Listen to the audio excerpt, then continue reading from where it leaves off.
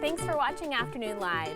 Okay, introducing your baby to solid foods for the first time can be a little intimidating, so here to share what to avoid, we welcome back registered nurse and feeding expert Alexandra Klenovich. Good thing you're here. Yes, Thanks thank you for for joining having us. me. It is really scary when you make that transition, especially as a first-time parent. It definitely can be. It definitely can be. And there's a lot of foods that people get scared to introduce. Yes. Or they're just not really sure of when they should or what they should and shouldn't avoid and how and when to avoid it. And even when your pediatrician gives you great advice Yes. and cheers you on, Yes. it's just, you got to get over the first hump at home. Yes. And then you'll be okay. Definitely. Okay. So my thing whenever you start eating solids or feeding your kiddo solids is to just be present, right? Sit down and have a meal with your family and your little one, because the thing about choking, that's the number one thing that parents get scared about, is that choking is silent. Right. So you want to always have eyes on your kiddo while they're eating and feeding. Very good. And then there's some stuff we want to avoid.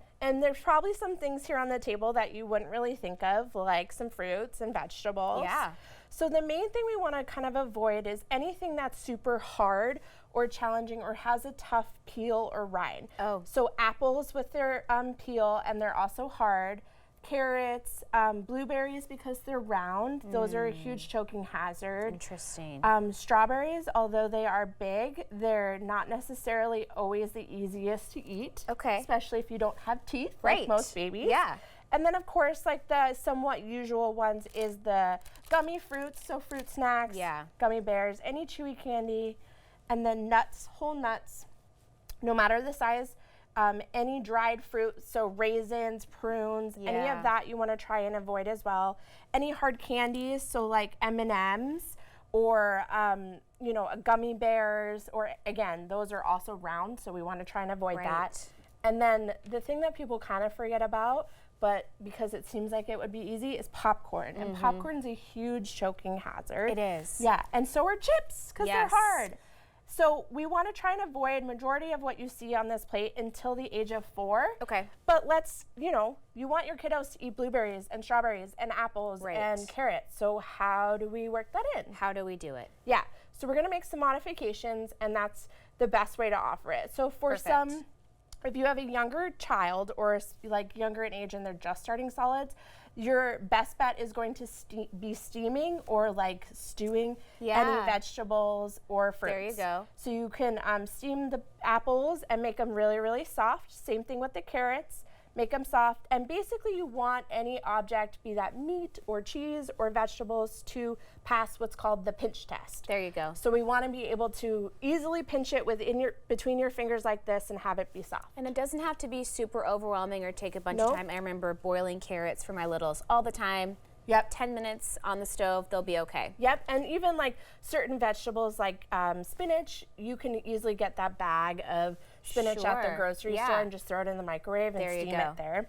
So some modifications as we're going into summer, and you guys were just talking about hot dogs. Yes. Good timing. Barbecue I figured time. barbecue time, it's a great time to talk about hot dogs. So we want to kind of avoid hot dogs, obviously because of their shape. They're long and they're a choking hazard, but they're round and they're about the size of even like a normal like grown child's Sure.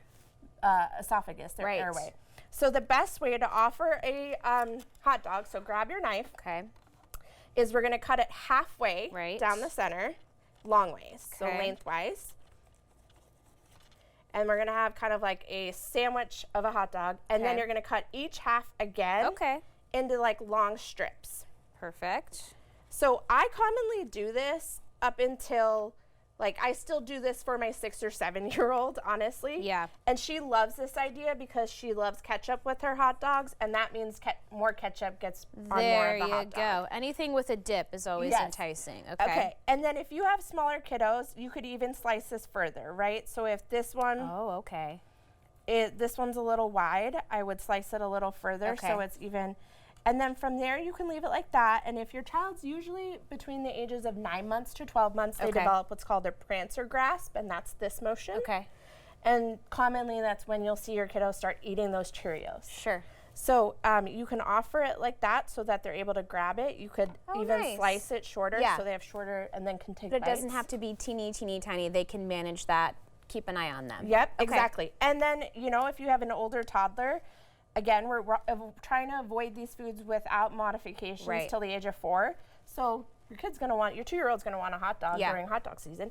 So just take those sliced strips Oh, that's a and great throw them in idea. the bun. Oh, and then come you on can put now. your ketchup and mustard all over the top and enjoy it and have a great A time. safe barbecue. And we safe should barbecue. remind folks there's lots of resources and classes Yes. out there so you can Yeah. be best prepared, CPR and all the things. 100%. I always say the best thing you can do for yourself is provide yourself with knowledge. So take a CPR and choking class, Yeah. get educated, so that you just feel confident when introducing any foods to And your a lot kiddo. of us, the instincts just kick in. I Yep. have fished things out of my kids' throats that I never thought that I would, and all is well. We're going to be Yes. okay. Yes.